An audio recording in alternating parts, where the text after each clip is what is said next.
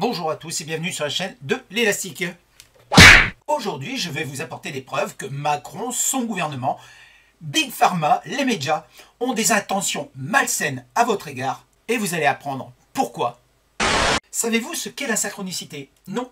Eh bien, allez voir sur le web, il y a des tas de personnes qui en parlent, mais en fait, pour faire court, si vous voulez, c'est comme si que le destin venait frapper à ta porte mentale et te dit, tiens, jette un œil ici, il y a quelque chose d'intéressant à regarder et fais passer le message aux autres. Ce matin, je prenais mon café, je regardais la dernière vidéo de Trotta et je me suis dit, tiens, ça rentre exactement en adéquation avec la vidéo du jour. Hier, j'étais tranquille, j'étais peinard, assis sur mon fauteuil, en train de déguster un petit martini. Et je regardais France Télévisions. Je me dis, tiens, aujourd'hui, on va aller à la pêche à l'information et à la connerie. Et je suis tombé sur ce passage. Regardez bien ce qui est noté au-dessus. Tocilizumab. Et ensuite, c'est France 3 du 28 avril. C'est parti, on écoute. Difficile à croire en le voyant aujourd'hui, mais le coronavirus a terrassé cet homme de 42 ans. Suivi à l'Institut Gustave Roussy de Villejuif, il a dû être hospitalisé, sous oxygène, et a alors reçu un traitement encore à l'étude. J'arrivais plus à respirer, on a donné tous les moyens pour que ma respiration elle soit augmentée, et ma respiration elle est redescendue, et on a essayé un traitement qui à l'heure actuelle fonctionne bien. Le jeu vicieux qui est utilisé ici, c'est d'utiliser un patient pour en convaincre d'autres. Je ne sais pas si vous avez regardé une de mes vidéos il y a quelque temps où ils allaient chercher les petits vieux en disant « Ah oui, ils sont super bien les docteurs et ils sont super bien dans les hôpitaux ». Et là, on est dans le même cas de figure. On fait de la manipulation pour convaincre des personnes de ce qui va être dit maintenant. Ce traitement, c'est le tocilizumab, un médicament déjà sur le marché, utilisé dans une maladie chronique, la polyarthrite rhumatoïde. Utilisé dans une maladie chronique, la polyarthrite rhumatoïde. Qu'est-ce qu'elle a dit, la dame? Polyarthrite rhumatoïde, et le traitement, c'est le Roactemra. Il y a certains d'entre vous qui m'ont dit que j'étais un petit peu vulgaire, mais vous allez voir à quel point Big Pharma, c'est des enculés. Voilà. Ça vous plaise ou pas, c'est comme ça. Alors, qu'est-ce qu'on nous dit pour le Roactemra? Eh bien, on nous dit effectivement que c'est un médicament utilisé pour la polyarthrite rhumatoïde. On n'apprend rien. Mais pour le plaquenil, qu'est-ce qu'il en est? Eh bien, le plaquenil est également utilisé pour la polyarthrite rhumatoïde. Donc, vous êtes comme moi, vous avez bien lu que le Roactemra et le plaquenil sont bien prévus pour la même pathologie. Mais vous allez voir, c'est encore plus sur moi quand je vous dis c'est des enculés. Regardez ici le prix proposé pour le médicament du Roactemra, dont on va faire la publicité sur un journal de grande écoute, alors qu'on pourrit la gueule à DJ Raoult sur le plaquenil, ok? Donc je vous lis le prix pour le Roactemra, 822 €. Qu'en est-il sur le plaquenil? Le prix il n'est pas noté. Donc c'est qu'il est passé le prix. Mais c'est pas grave. Ceux qui me suivent avaient vu il n'y a pas très longtemps, j'avais fait des captures d'écran. Rappelez-vous, c'est quand j'avais fait la démonstration entre le traitement DJ Raoult et le traitement Discovery à Macron. Eh bien, qu'est-ce qu'on voit sur le traitement du plaquenil? Eh bien, que ça coûte 4,17 €.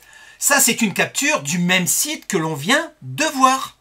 J'espère que vous aviez bien pris en considération le message que je suis en train de vous passer. Ça veut dire qu'entre le temps où j'ai fait cette capture et le site aujourd'hui, il y a eu des changements sur le site. Mais la sournoiserie n'est pas finie. À partir de maintenant, il faut que vous preniez conscience que vous, nos enfants, moi, vos parents, les personnes qui sont dans les EHPAD ne sont là que pour des expériences pour Big Pharma. En tout cas, j'espère qu'avec ces explications et cette démonstration, vous allez enfin comprendre que Big Pharma, avec l'aide du gouvernement, sont là pour nous la foutre bien profond. Restez bien concentrés, ouvrez bien les yeux et regardez jusqu'où va se nicher la sournoiserie. Regardons ici les contre-indications concernant le Roactemra. Eh bien, on peut s'apercevoir que les contre-indications, eh bien, il n'y en a pratiquement pas. Ce médicament ne doit pas être utilisé en cas d'infection grave. Bon, bien sûr, il y a en bas, tout en bas du document effet indésirable, mais concernant le plaquenil, eh bien, les contre-indications, ils sont notés. Regardez bien le tableau. Contre-indications ici, on voit bien qu'il n'y a rien avant le panneau attention.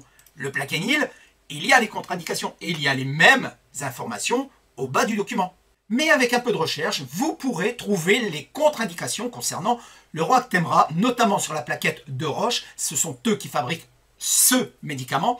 Et ensuite, sur ce site hommedesmois.fr, eh bien, vous pourrez trouver toutes les contre-indications. Ce sont quand même des sites extérieurs à Vidal qui donnent le tableau des contre-indications concernant ce médicament. Vous voyez bien que derrière tout ça, il y a une manipulation globale.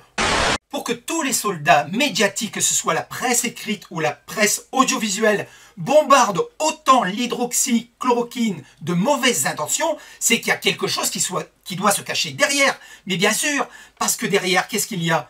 Eh bien, il y a un vaccin à la clé. Et un vaccin pour 7 milliards d'habitants. À qui profite le fric, je dis à chaque fois. Et il y a un petit peu de gingin, comme dirait une dame que je connais. Et putain, creusez-vous le cerveau. Ils sont là pour vendre leur vaccin. Macron est responsable et il est coupable de ce qui se passe aujourd'hui. Le comportement de Macron, son gouvernement et de tous les médias sont une trahison pour le peuple français. J'espère sincèrement qu'il y aura une juridiction qui aura assez de couilles, franchement, pour le destituer. Car là, nous sommes au sommet de la trahison d'un chef d'État quand même.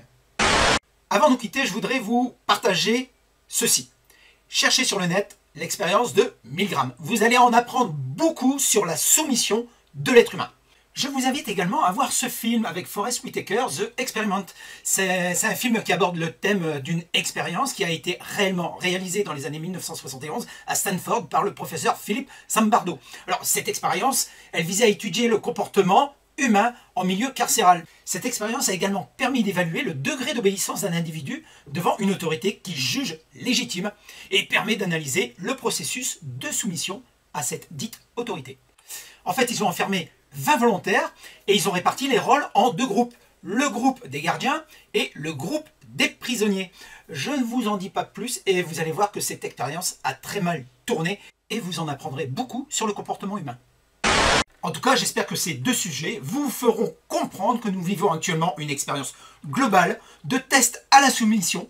Et c'est ce qui s'est passé lors de la déportation à la Deuxième Guerre mondiale. Des milliers de personnes se laissant mener à l'abattoir sans aucune réaction.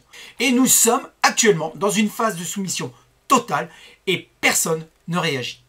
Voilà, cette vidéo est maintenant terminée et quoi qu'en disent ceux qui n'aiment pas ma vulgarité, eh bien si t'as rien compris, eh bien c'est que t'es un abruti, je confirme. Avec tout ce que je t'ai donné, si tu comprends pas, c'est que tu l'es vraiment.